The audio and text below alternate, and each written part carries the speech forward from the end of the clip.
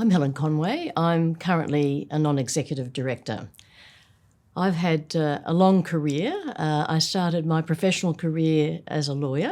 I was in private practice here in Sydney, in a law firm in Sydney. And then after that, I moved into the corporate world where I was an executive for many years. And then I finished my full-time working career running a federal government agency. I've done a lot of voluntary activities and I suppose it's fair to say that the main focus of many of my activities have been on women. So, for example, currently I'm the chair of YWCA, which provides housing and support services for women and gender diverse people. And I'm on the board of Mary's House, which is a domestic violence service. And I'm just in the process of taking up the position of chair for KU Children's Services, which provides childcare services and early childhood learning services. But I suppose the key thing that I've done in the women's space is set up the Workplace Gender Equality Agency for the federal government. So some years ago, when the government wished to put a bit more focus on gender equality in workplaces, legislation was passed and I set up that agency. And it's an agency with regulatory and other responsibilities, but the main purpose of the agency is to drive gender equality in workplaces. So that's a bit of a history about my interest in and focus on women's issues. And of course, in the financial services sector, when I was a lawyer in private practice, my specialty was insurance law. And then after I left private practice, some of the boards I've sat on are boards of insurance companies and superannuation companies. Look, I think when we talk about trends in superannuation, it's interesting to look at the history of superannuation in this country. So back in the 80s, for example, superannuation was not compulsory as it is today. So not a lot of people had superannuation. So, for example, in that time, I think mainly white-collar workers and public servants actually were the people who had superannuation. But in 1992, the government legislated the superannuation guarantee system. And under that system, employers have to contribute to employees' superannuation accounts. So it's compulsory. So it started at 3% and now it's moved up to a much higher percentage.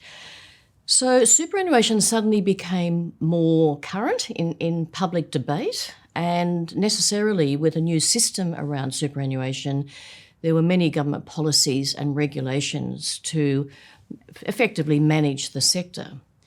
Now, the downside of that is that it got very complex, and these policies and regulations changed over time. A lot of them interface with tax concessions, so it's complex. So a lot of people felt, this is way too hard for me to understand my superannuation. And people disengaged. They just felt, well, I can't understand it. It's too hard. My employer will pay the money in. They have to. So really, do I need to pay attention to it? So what I saw, even with the compulsory superannuation coming into play, people weren't really that engaged with their superannuation. However, I think that has changed a little over time. I've seen more engagement from people with the superannuation, which of course is so important because superannuation is fundamental to our future economic security for each of us.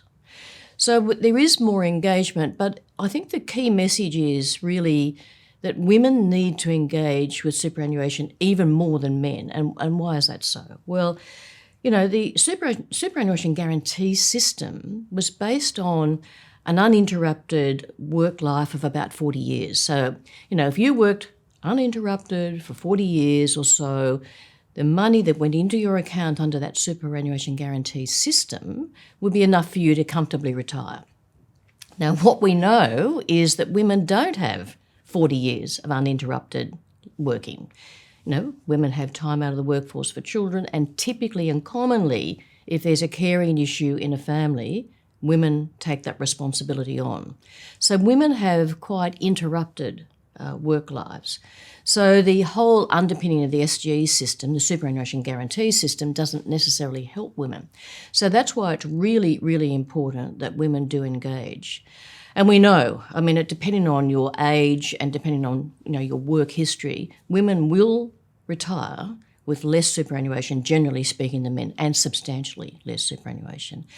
Now, that's a result of being out of the workforce, obviously, for some years, but also it's a result of the gender pay gap. And as we know, we still have a very persistent gender pay gap in this country, and until that is eroded, you won't be able to erode the differential between the balances that men retire with and women retire with.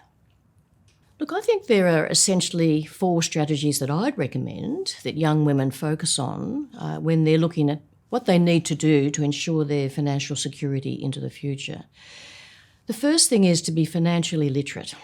Really, you don't need to be an accountant, but you need to have enough financial knowledge to understand your superannuation account and insurance. So, for example, in superannuation, there is a component of insurance that you can opt to take up.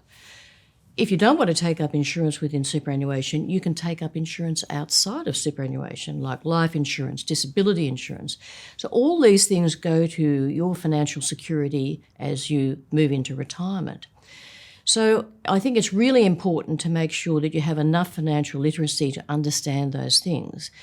Now, people will say, well, how do I become, financially literate? I can't afford a financial advisor. And of course, a lot of young women would not be able to afford a financial advisor. But there are some really good resources online from reputable organisations that will help you understand those basic financial products like superannuation and insurance. So what I'd urge young women to do is find those resources, talk to your friends, talk to your parents or older people who have actually done this before, just to get a base knowledge so you can feel comfortable that you understand what superannuation is, how it affects you, and the same for insurance. So that's the first thing. The second thing is really important to engage and work out what super fund you want to put your money into. Now, you can go onto any website of any superannuation fund and you can look at what their philosophy is. Now, what are their values? Now, it may well be that you don't want to invest or have your money invested by a superannuation fund in fossil fuels, for example. You may want to make sure that your money is going into a fund that's investing in green products or green industries. Now, so that's just an example. So it's important for you to feel comfortable that your money is being applied in an investment manner that's consistent with your values. The second thing is, when engaging with funds, look at their returns. Now, 1 year returns are not a very good indication, but you need to look at what returns super funds are providing over, say, a 3, 5, 7-year period to see if their investment process is working and they do actually provide good returns on investing your money. I think the third thing when you're looking at super funds, look at the fees. Look at the fees they charge, because it's all very well to have good investment returns, but the fees come out of those investment returns, so they will erode those investment returns if the fees are too high. And then I think the other thing is looking at what investment options are offered by the funds, so you can direct what investment option your money goes into. So have a look at those investment options to see what would suit you. So really, it's a bit of a research project, looking at what funds are available to you, what funds you could utilise to put your money into, or direct your employer to put your money into. So I think that's the second thing. The third thing is, and I think this is really important for young people move around and have a whole lot of different jobs. People of my generation, we're generally stuck in one job for a while and then we wouldn't move all the time. If you move a lot, you'll have monies going often into different superannuation funds. That's not a really good idea, unless you have some particular reason for that, and then you may, but generally speaking, if your money's going into different funds, you're paying fees in each of those funds. So ideally, you should consolidate all your superannuation into one superannuation fund, and you can direct your employer to pay that money into that fund that you choose. And I think the final thing is, particularly for young women, before you have children and before some of those life changes that eat up all your money occur, see if you can put a bit of extra money into superannuation over and above what your employer's putting into superannuation for you. So there are provisions. You can make extra contributions to super, and it doesn't matter how small it is, because things compound over time. Even small amounts put into super now will lead to much larger sums at the date of retirement. I think the important thing to remember is superannuation is not a set and forget proposition. A lot of people find it difficult to engage with superannuation, particularly when you're young, because it just looks so irrelevant to your current life in the sense that you're living your best life. Superannuation's really all about financial security when you retire. That just seems to be, on the never, never really. It's a long way off. So it's really hard to engage with that. But it's important that you do because it's your financial security going forward. You can't outsource to somebody else the responsibility of managing your financial affairs. So I think it's really important that you, at each major point in your life, look at your superannuation, look at your financial situation generally, and make sure it's accommodating where you're at. So if you're a younger person, you don't have a lot of responsibilities, you may be able to contribute a little bit more at that time over and above what your employer pays into your account. But if you're having children, if you're buying a house, some of those very big commitments would mean you just wouldn't have the spare cash to put into superannuation. So at that time, probably you can't do it. But as you then mature over your working life and start paying down that mortgage or whatever, and children leave home, once again, you might be in a position to have a little more cash to make extra contributions to super.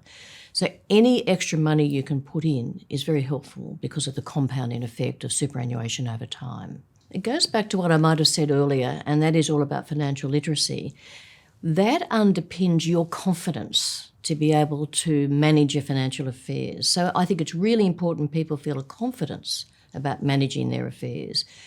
But if you don't have the underpinning knowledge, you don't have that confidence. So it goes back to just getting the essential financial literacy so you can say, I'm confident, I understand, I can make informed decisions about my superannuation, my insurance, my financial circumstances generally. Superannuation is fundamental to your financial security going forward. You must not leave it to somebody else to manage. You have to engage with it. You have to, over time, at key points in your life, engage with what the superannuation that you have looks like. Do you want to change your investment option? Do you want to make a further contribution? Do you not need insurance anymore? So do you want to opt out of the insurance that comes with superannuation? So constantly assessing at key points in your life whether the superannuation offering that you're involved in is fit for your purpose. You must, as women, set yourself up for financial independence and economic security when you retire. There's a bit of a temptation at the moment for people to seek to take out some superannuation from their accounts early, that is, before they retire. Now, there is provision in the insurance legislation to enable people to take money out early. It's called an early release provision. And strictly speaking, there are very tight requirements around that. It's generally not easy to take money out of superannuation early. However, there's been some publicity recently about people being able to take out money a little more easily than I think that regulation intended. So, for example, there was some publicity about young women taking out money from their superannuation accounts for cosmetic surgery. Now, that may be something you want now, but I would caution anyone against that. It's important that once the money goes into your account, because of the compounding effect of superannuation, you leave that money in your account so it continues to accrue over time. So when you reach retirement, you've got that nice nest egg at the end of the day.